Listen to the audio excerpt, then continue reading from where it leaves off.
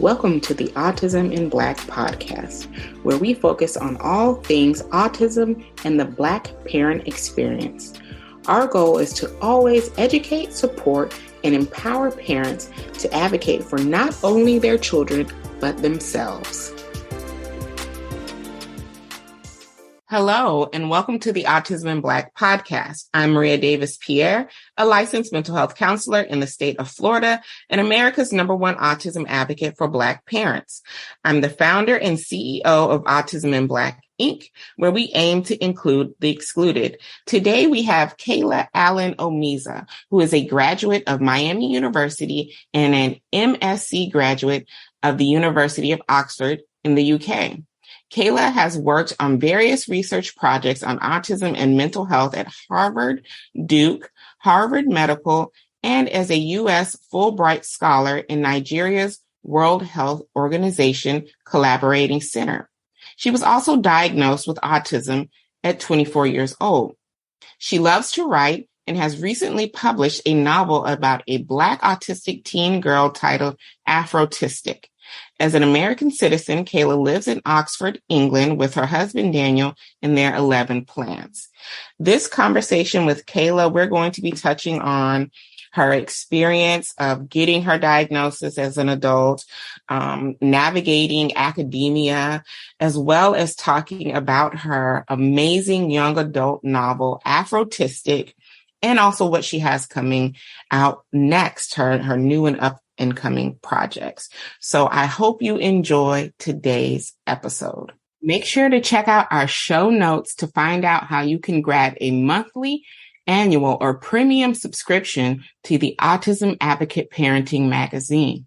And make sure to use the coupon code Autism in Black, all caps, so that you can receive a great discount and get some extra free resources in your account.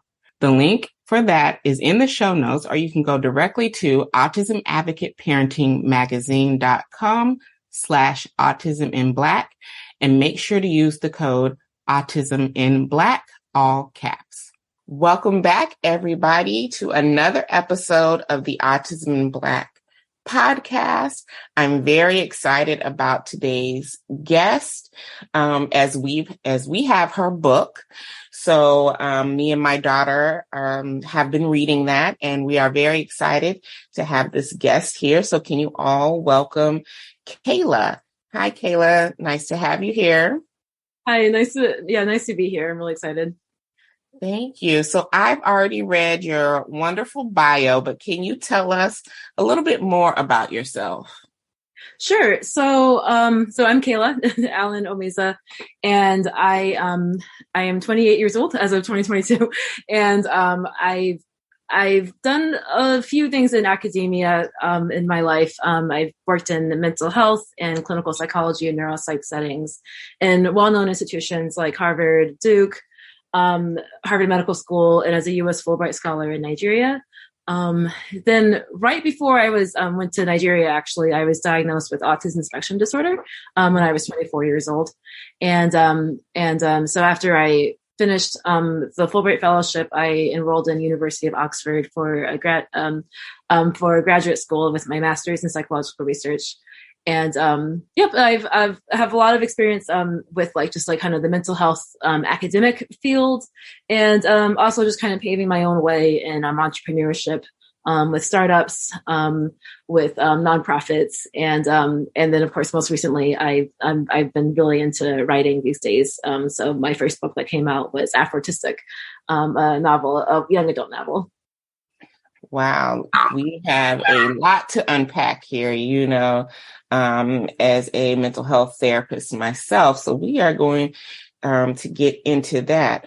But I want to start with receiving your diagnosis as an adult. I also received mine as an adult, but much later in adulthood. So with your diagnosis, did you seek out the diagnosis, or how did that come about? The short answer to that is yes, sort of, basically. But the long answer is I had to go to therapy at the time. I had like a really bad falling out a group of people who I thought were going to be friends. It was the first time I've had what I called friends like that in my whole life, and I was completely torn apart when that didn't turn out to be true. And I got accepted to the Fulbright Fellowship at the time, but I had to get my doctor to sign off, and my doctor's like, "Oh, just go to therapy for 6 months, and then we'll clear you." And so I had a group session with my aunt. It was a young adult group for 16 to 24-year-olds at the time. So for the group session, I went with my aunts, and then I also went to an individual session, of course, weekly as well. And so like a weekly individual session, they were just trying to figure out do you have complex PTSD? Do you have depression? Like what's going, they're just trying to figure out, okay, now that we know that you're getting things together. Let's try to figure out what the underlying issue is. And the therapist thought I had a condition called borderline personality disorder. And of course, it's like I just said, I worked in mental health settings, and research. So I knew what borderline personality disorder was. I used to read the DSM, all versions of it, it was a novel basically. So I knew everything about it, and I knew research on it. I just didn't really think that was me. And she's like, well, what do you think it is? And I was like, well, I don't think this is it either, but I'm thinking I might be autistic.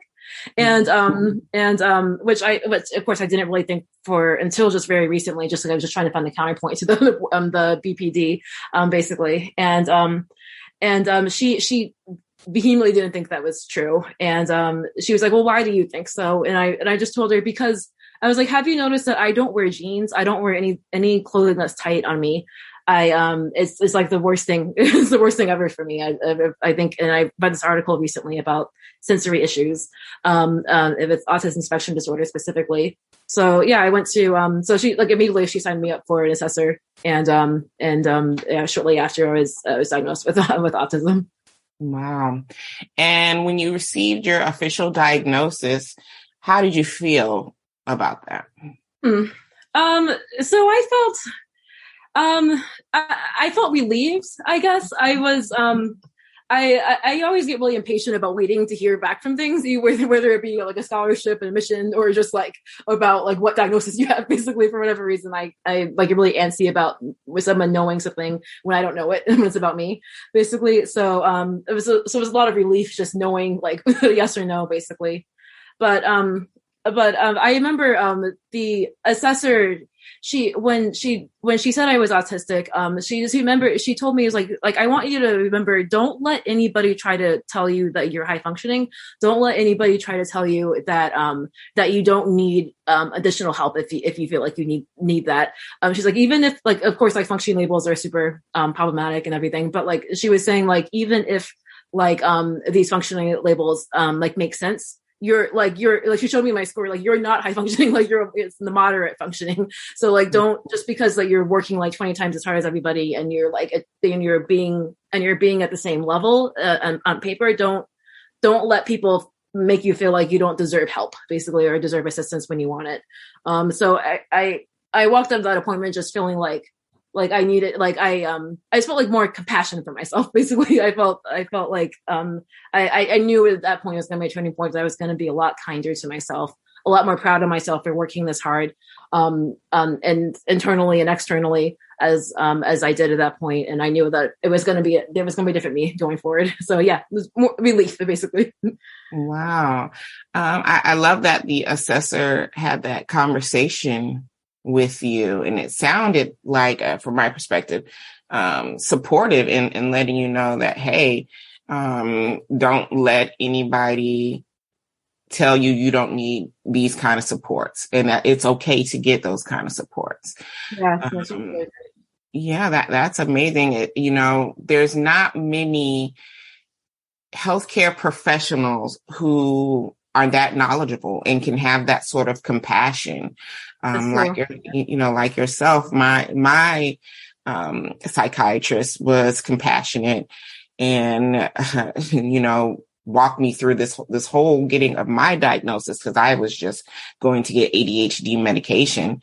And he was just basically yeah, I don't know how nobody's noticed this before, and you're in autistic burnout, and that's what's going on. And you do need to understand that you're autistic. So, I'm loving to hear that more healthcare professionals are knowledgeable and able to have these compassionate conversations, especially with Black females, because we know how difficult that is for us living on the intersection of race and disability. Yes, definitely. And it really helps that she's actually a Black woman too. So it really made a huge difference. I think my experience would have been different if she wasn't a Black woman. Mm-hmm. So I'm really happy that there's more diversity coming in the mental health field, especially the clinical side. Yes, it is, and we're going to move right into that next question with you going there. I mean, it is really hard to navigate it, in my experience as a licensed clinician, navigating the spaces with my colleagues and having them understand that, one, Black people present differently. We do not present as the DSM states because of the history of how we've had to navigate society, and it's just so oppressive at times trying to navigate this. And you've done a lot academically, and higher ed has the same types of oppression, especially when it comes to Black researchers, Black female researchers, and researchers who are studying autism. Mm-hmm. So what was the experience like for you in higher ed? Because you didn't have your diagnosis at that time? No. For like 80% of it, no. I did not. So what was that experience like for you?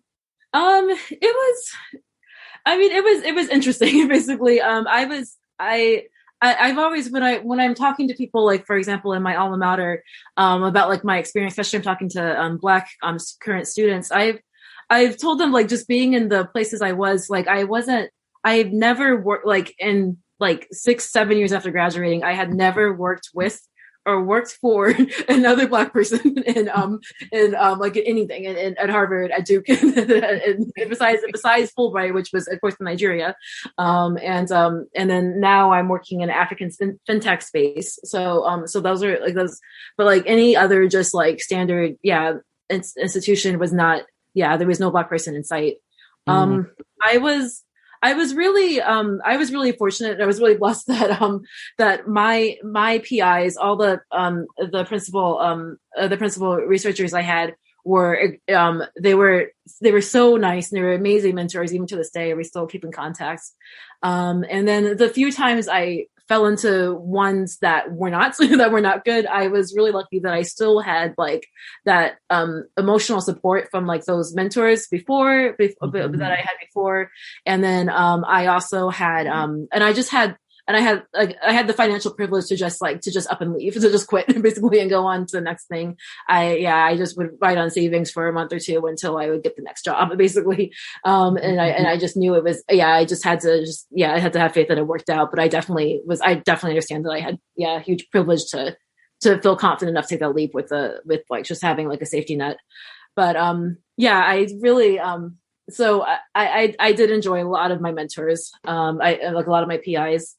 I think the main problem in academia is it was a little different because, of course, I was working as a postbac. I wasn't a student. I wasn't a PhD student, and I wasn't a professor, of course. So I can't speak on those things. But I did have a lot of friends that were PhD students, and I think that is probably the bulk of the problems in academia is just like the training in PhD. I did so much. I was following my interest in like mental health, clinical psychology, neuropsychology, mainly with the ultimate goal of getting into a PhD program in clinical psychology. Like that was it. That was my ultimate goal. That was basically heaven for me. And I never really thought about like what happens after you're in, like what happens after you're in your third year.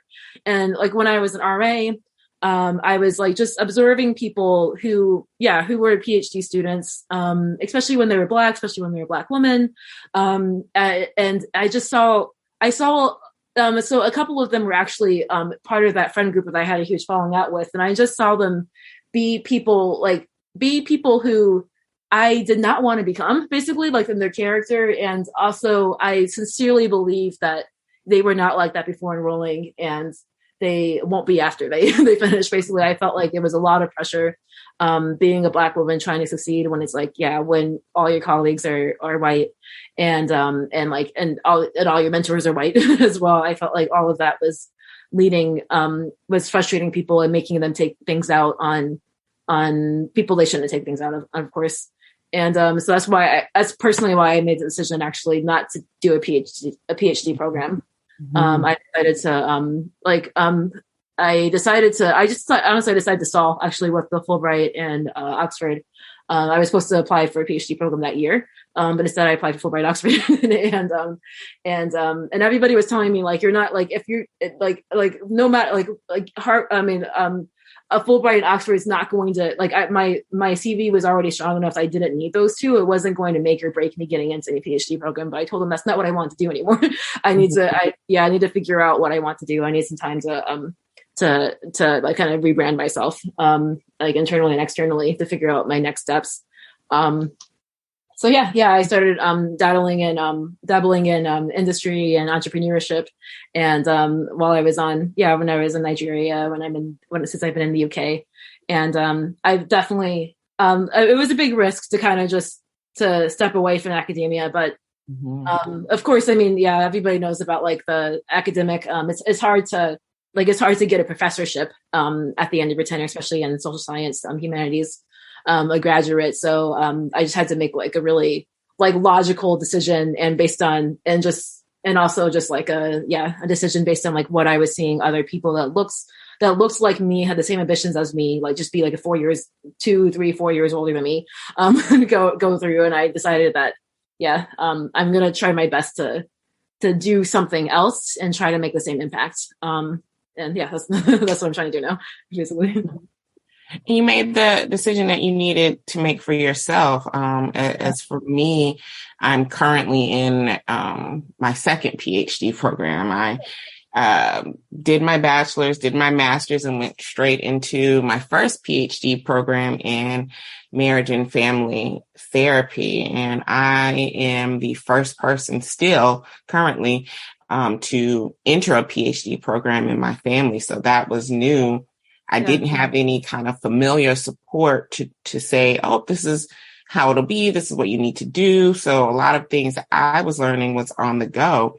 And I went to a private institution that was majorly white, and didn't have the culture support that I needed, and felt like people didn't understand me as a person. And it was so hard navigating my PhD experience that first time. And I completed all my coursework, got to dissertation, and just quit. It was so overwhelming for me. I was so burnt out. I was like, I don't even want to do therapy anymore. I don't enjoy doing this anymore.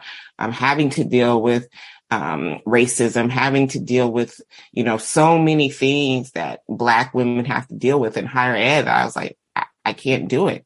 And, I quit. And it's years later that I said, okay, I think I want to go back and pursue something completely different. Now I'm pursuing special education. So I'm getting a doctorate in education. And I went into this experience knowing, one, that at the time I only had my ADHD diagnosis. So I knew that I had ADHD. I knew that I would need those types of supports. And then I said, I need also cultural supports. I need to make sure I have Black people who have been through this, who understand.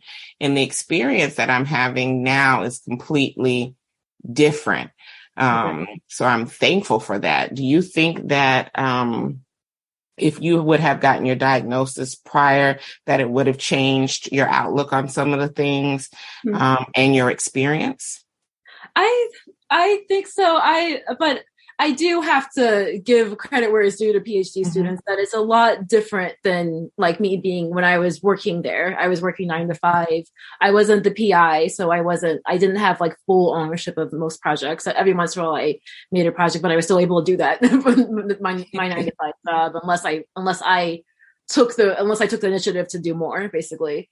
So I think, in the PhD life, it was just like, like I just saw it just being like so it was just consumed day in and day out, just like just like a master's as well. Like it's just your whole life. Like you can't just like sign out basically as like a 9-to-5 job. And I think that was I think that just made PhDs not for me basically. But yeah, if I were to I wish I was diagnosed actually when earlier, of course. It's a hard question about like, yeah, if I think things would have been better, worse, or anything.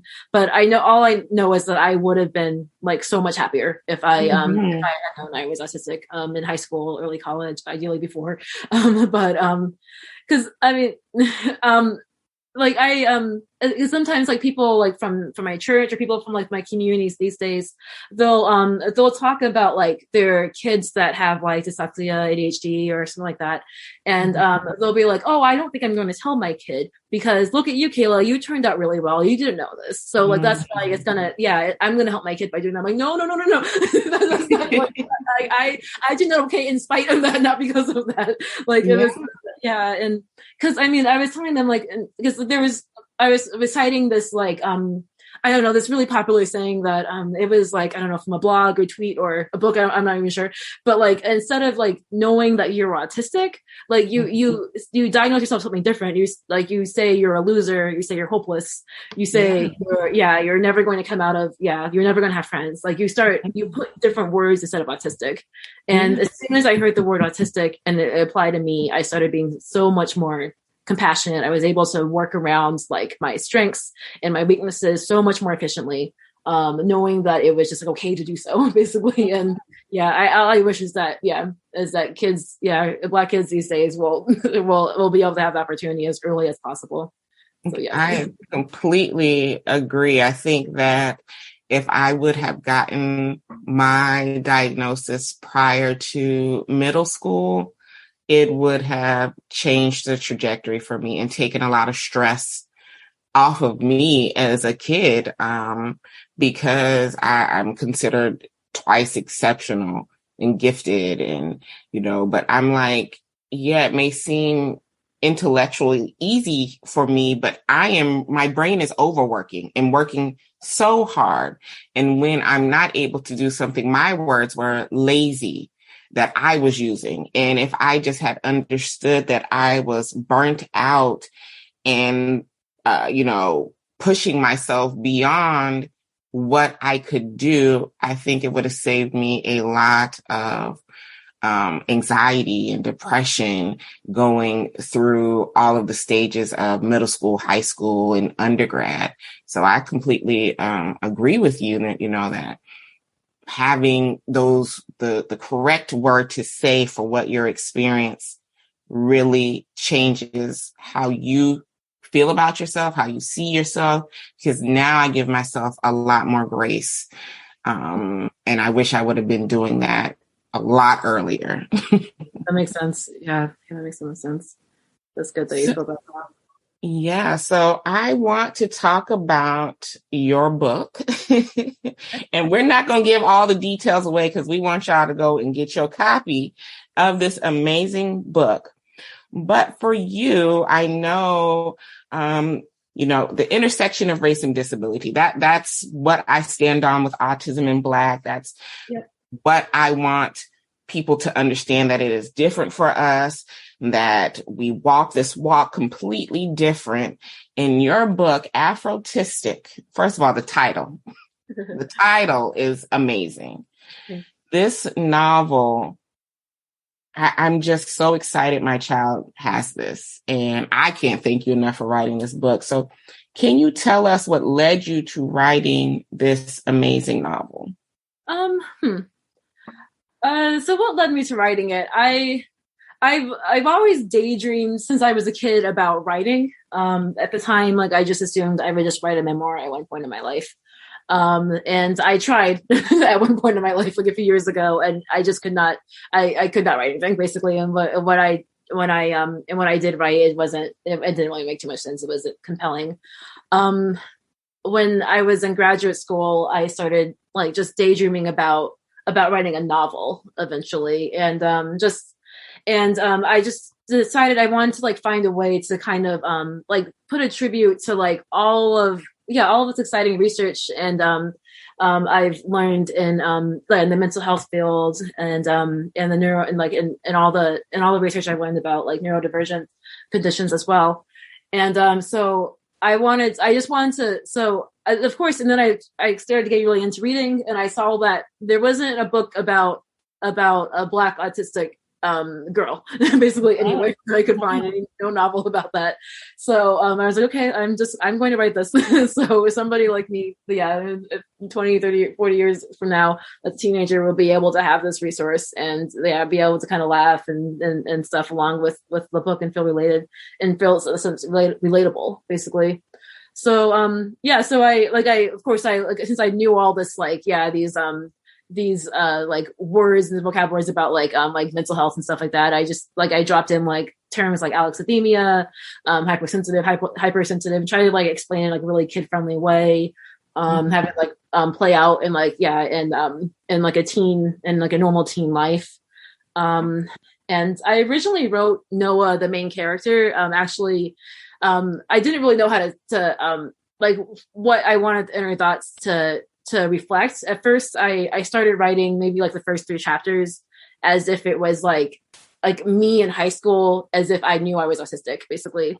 But it wasn't working out, basically. And I think I deleted like 2 of those chapters. Only like 1 of those chapters is actually in the book. So I completely pivoted to like making everything up, basically. And my best reference to just kind of like to be able to like make it more character based and like kind of get like inner thoughts to come out was I started imagining like if me and my husband have a teenage daughter right now and we have a young son, like what challenges would I want that teenage daughter to have while they're under my protection and guidance? What do I want them to overcome?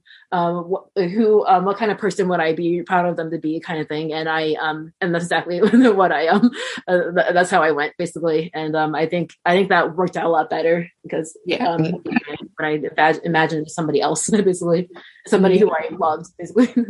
Yeah. And can you give us a brief synopsis of the book without giving anything away to the readers? Yeah. So Afrotistic is it's a novel about a Black autistic teenage girl. Her name is Noah. Nothing's giving it away here because it's also in the back cover.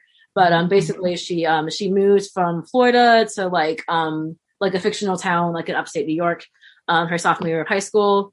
And she's like extremely fixated on making like what's the equivalent of like what you would call like National Honor Society these days. So she's trying to like make sure she checks all the boxes to get in, and one of those is leadership experiences. So she makes a group of other autistic people in her school to be a leader, honestly. And of course, I mean, we all know how YA novels go. There's drama in and around the group, in and around her life, and and as you read, you kind of figure out. You watch her like kind of figure out and learn how to overcome all those stuff and endure all those stuff like all along the book. Yeah. And in Noah's family, who's autistic? Yeah, so everybody is autistic except the mom, basically. And the mom is just you'll see, you'll all see in the book. Noah has something to say about like if the validity of her mom actually not being autistic, basically. So the dad is autistic, and her little brother Ray is autistic. He's 5 years old, and he's also non-speaking as well. Yes, I just wanted to highlight that little part because that is it's amazing. One, to see how everybody navigates their autism differently, and having that perspective. And that also really hit home for my household. I'm autistic. My oldest is autistic, and one of my twins is autistic as well. The other one has ADHD. And so my husband is the only one without a diagnosis, but like Noah, there's what's the validity in that, especially when you live with him. You'll notice some stuff. So I love that as a Black family navigating their own neurodivergence. I love that aspect of the novel. And I think it is groundbreaking to have a young adult novel that Black autistic little girls can read and say, this is just like my family. I know what this experience is like. And this book is so blackety black. Then that's what I love. I love, hey, Autism and Black. We love all things Black things and Black people.